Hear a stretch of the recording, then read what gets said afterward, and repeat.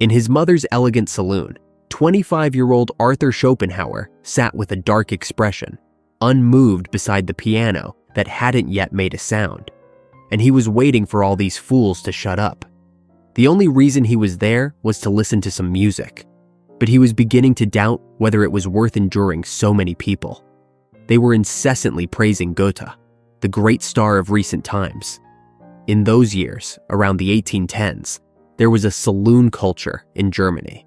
Someone would host a saloon gathering at their home and invite the intellectual circle. 15 to 20 people would gather to chat, listen to music, and discuss philosophy. One of the most famous saloons belonged to Schopenhauer's mother, Johanna.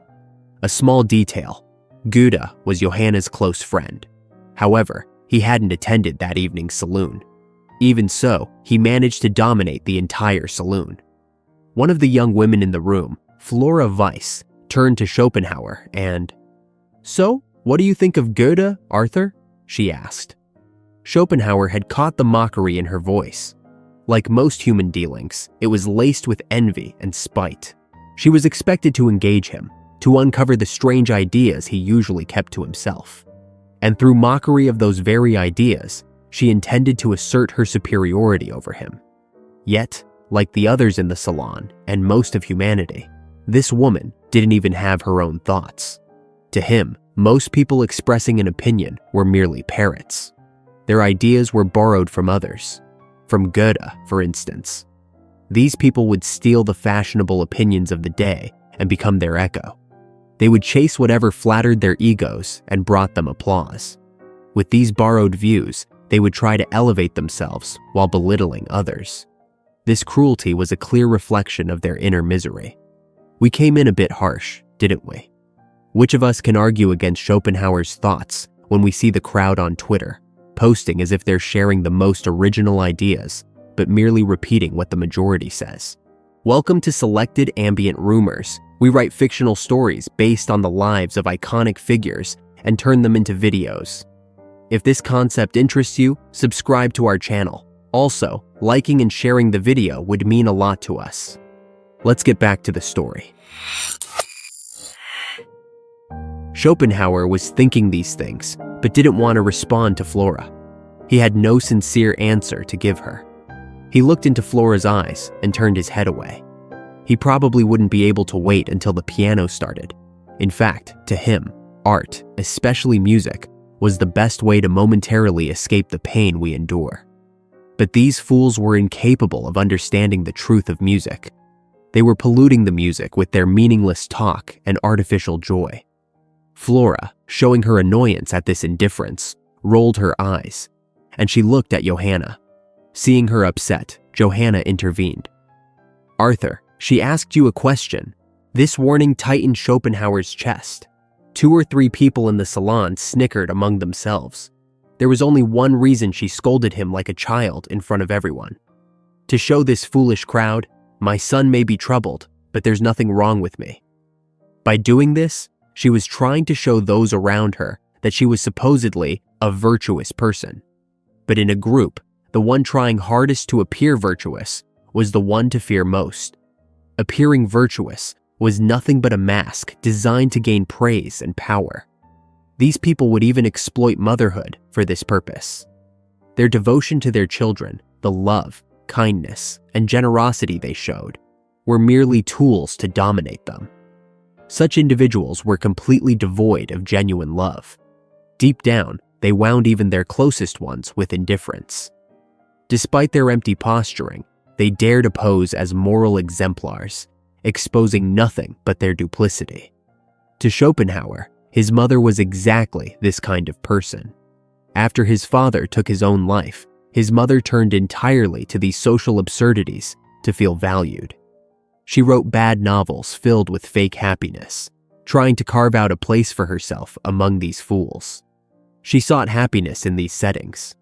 Once she started getting some validation from these social circles, she lost all interest in Schopenhauer. Schopenhauer's childhood was filled with moments where he felt like a burden to his mother. But thanks to these lonely moments, he had realized something. His mother's, and all people's, efforts stemmed solely from their dissatisfaction with themselves. This pursuit of happiness was endless. The moment they fulfilled one desire, another took its place, and their suffering began anew.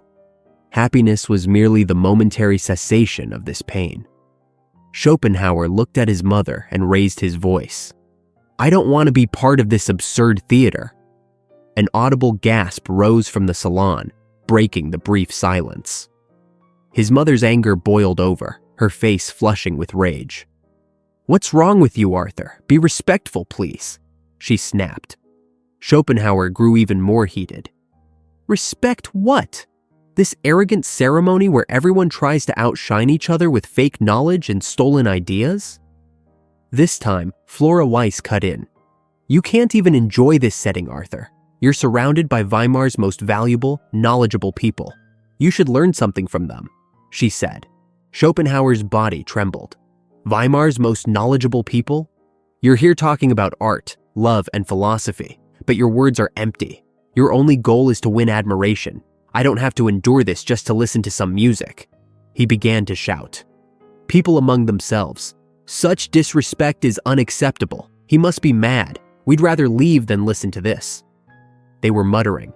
Some, savoring the gossip, were secretly smirking. They were the ones who angered Schopenhauer the most.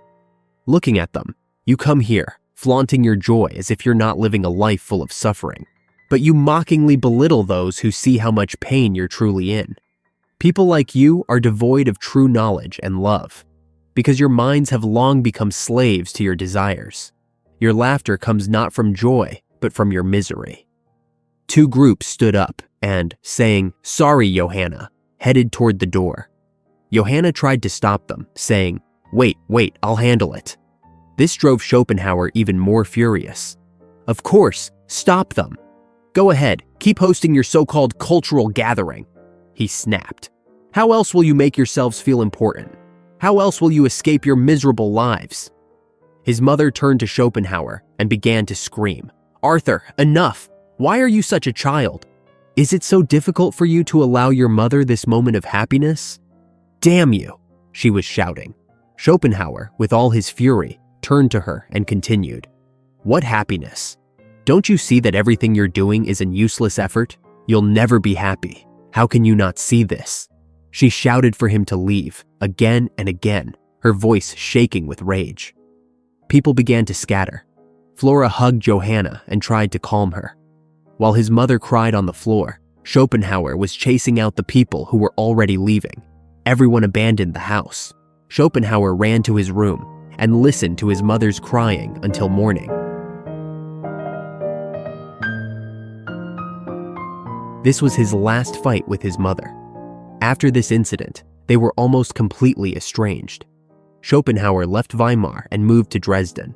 They corresponded for a while, but that too ended. They never saw each other again. Schopenhauer spent his entire life alone, and he wrote, "Solitude is the fate of great minds, for the shallowness and selfishness of the crowd poison the soul that seeks truth.